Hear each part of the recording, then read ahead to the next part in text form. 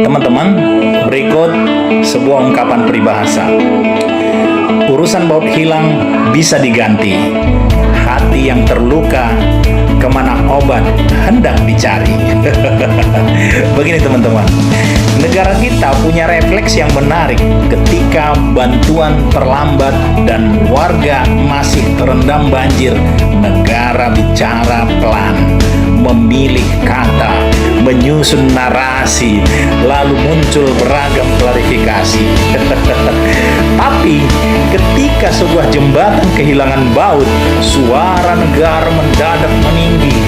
Ada amarah, ada gestur, ada penegasan, seolah baut lebih cepat memanggil emosi kekuasaan dibandingkan manusia yang kehilangan rumah, bahkan kehilangan nyawa. Di titik ini, kita belajar satu hal penting. Emosi negara punya prioritas. Keterlambatan bantuan bisa dinegosiasikan dengan kalimat sedang pendataan. Klaim tercepat bisa hidup berdampingan dengan permintaan maaf tanpa merasa perlu disatukan. Kontradiksi dibiarkan karena tidak melukai citra secara visual, tapi baut yang hilang, benda kecil, persoalan kecil, dan mudah diganti terasa lebih mengancam wibawa jabatan, maka kemarahan pun keluar penuh energi. Ini bukan soal infrastruktur, ini soal apa yang membuat kekuasaan merasa terusik. Disinilah moral kepemimpinan diuji, dan hasilnya silakan Anda lihat sendiri.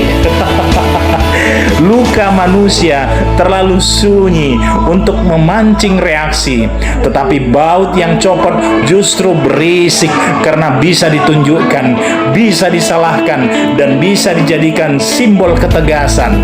Dalam logika ini, penderitaan cukup direspon dengan empati verbal, sementara benda mati menuntut ketegasan emosional.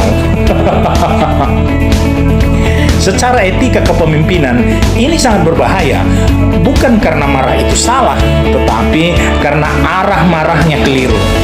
Pemimpin yang matang seharusnya paling gelisah ketika rakyatnya belum tertolong, bukan karena citra jabatannya terganggu.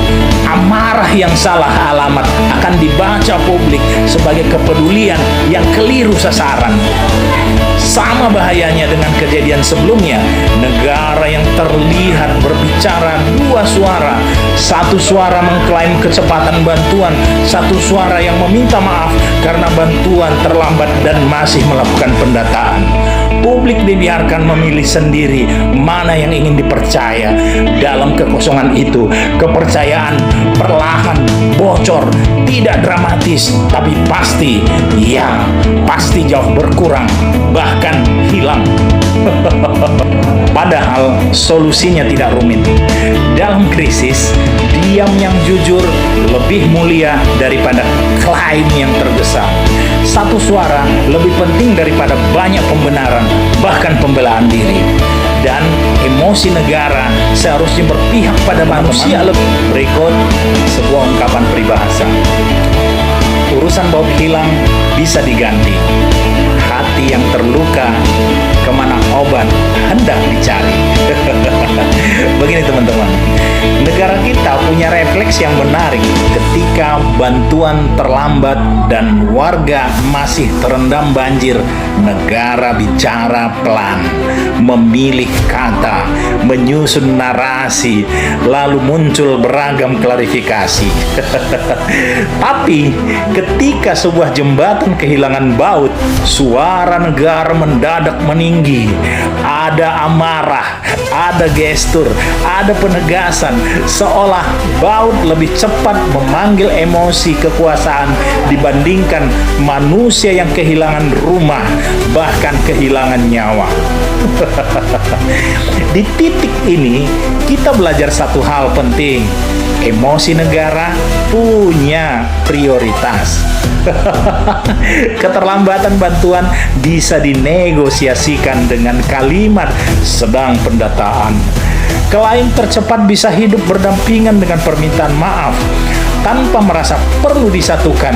Kontradiksi dibiarkan karena tidak melukai citra secara visual, tapi baut yang hilang, benda kecil, persoalan kecil, dan mudah diganti terasa lebih mengancam wibawa jabatan, maka kemarahan pun keluar penuh energi.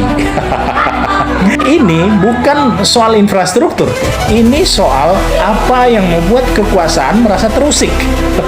Disinilah moral kepemimpinan diuji, dan hasilnya silakan Anda lihat sendiri. Luka manusia terlalu sunyi untuk memancing reaksi, tetapi baut yang copot justru berisik karena bisa ditunjukkan, bisa disalahkan, dan bisa dijadikan simbol ketegasan. Dalam logika ini, penderitaan cukup direspon dengan empati verbal, sementara benda mati menuntut ketegasan emosional. Secara etika kepemimpinan, ini sangat berbahaya, bukan karena marah itu salah, tetapi karena arah marahnya keliru. Pemimpin yang matang seharusnya paling gelisah ketika rakyatnya belum tertolong, bukan karena citra jabatannya terganggu. Amarah yang salah alamat akan dibaca publik sebagai kepedulian yang keliru sasaran. Sama bahayanya dengan kejadian sebelumnya, negara yang terlihat berbicara dua suara, satu suara mengklaim kecepatan bantuan, satu suara yang meminta maaf karena bantuan terlambat dan masih melakukan pendataan. Publik dibiarkan memilih sendiri mana yang ingin dipercaya. Dalam kekosongan itu, kepercayaan perlahan bocor, tidak dramatis, tapi pasti, ya pasti jauh berkurang, bahkan hilang. Padahal solusinya tidak rumit. Dalam krisis, diam yang jujur lebih mulia daripada klaim yang tergesa. Satu suara lebih penting daripada banyak pembenaran, bahkan pembelaan diri.